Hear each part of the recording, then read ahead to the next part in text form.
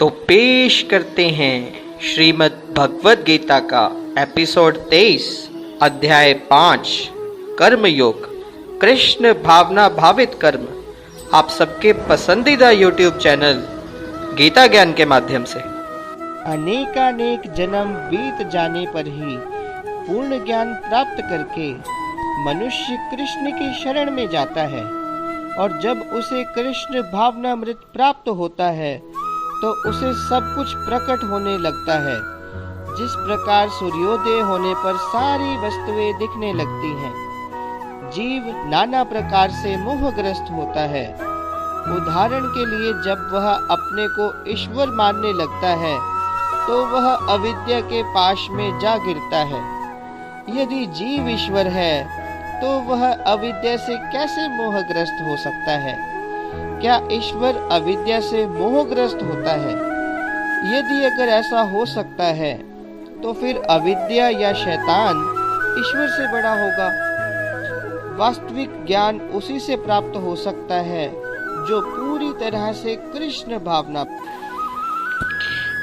श्रीमद् भगवद गीता के श्लोक 18 में कहा गया है, तत् बुद्धय तत् आत्मान तत् निष्ठा तत् परायणा गच्छन्ति अपुनः आपृतं ज्ञान निर्धूत कल्मषाः।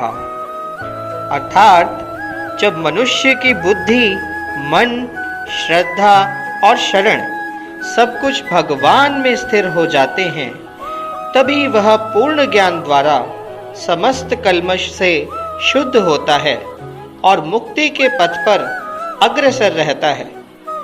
परम दिव्य सत्य भगवान कृष्ण ही हैं। सारी गीता इसी घोषणा पर केंद्रित है कि कृष्ण श्री भगवान हैं। यही समस्त वेदों का भी अभिमत है। पर तत्व का अर्थ है परम सत्य, जो भगवान को ब्रह्म, परमात्मा और भगवान के रूप में जानने वालों द्वारा समझा जाता है। भगवान ही इस पर तत्व की पराकाष्ठा है, उनसे बढ़कर कुछ भी नहीं है। कृष्ण निराकार ब्रह्म का भी अनुमोदन करते हैं, तो सभी प्रकार से कृष्ण परम सत्य हैं। जिनके मन, बुद्धि, श्रद्धा और शरण कृष्ण में हैं और जो पूरी तरह से कृष्ण भावना भावित हैं, उनके सारे कल्मष धुल जाते हैं और उन्हें ब्रह्म संबंधी हर एक वस्तु का पूर्ण ज्ञान रहता है।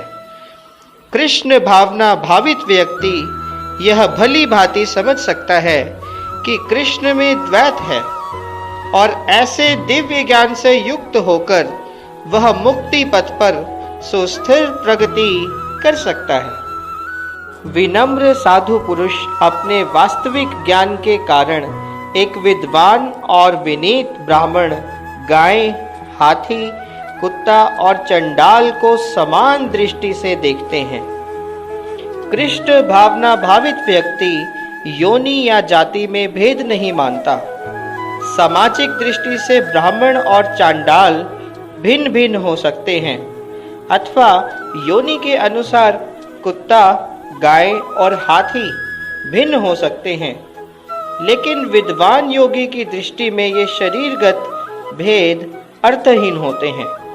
इसका कारण परमेश्वर से उनका संबंध है, और परमेश्वर परमात्मा रूप में हर एक के हृदय में स्थित रहते हैं।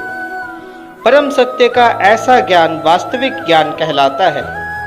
जहाँ तक विभिन्न जातियों या विभिन्न योनियों में शरीर का संबंध है, भगवान सभी पर समान रूप से दयालु हैं, क्योंकि वे हर एक जीव को अपना मित्र मानते हैं। फिर भी जीवों की समस्त परिस्थितियों में वे अपना परमात्मा स्वरूप बनाए रखते हैं। परमात्मा रूप में भगवान चांडाल और ब्राह्मण दोनों में उपस्थित रहते हैं। इन दोनों के शरीर फिर भी एक जैसे नहीं होते।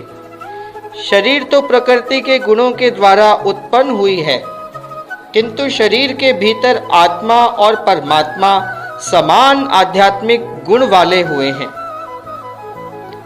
परंतु आत्मा और परमात्मा की यह समानता उन्हें मात्रात्मक दृष्टि से समान नहीं बनाती, क्योंकि आत्मा किसी विशेष शरीर में उपस्थित होता है, किंतु परमात्मा हर एक शरीर में है। कृष्ण भावना भावित व्यक्ति को इसका पूर्ण ज्ञान होता है, इसलिए वह सचमुच ही विद्वान और समदर्शी होता है।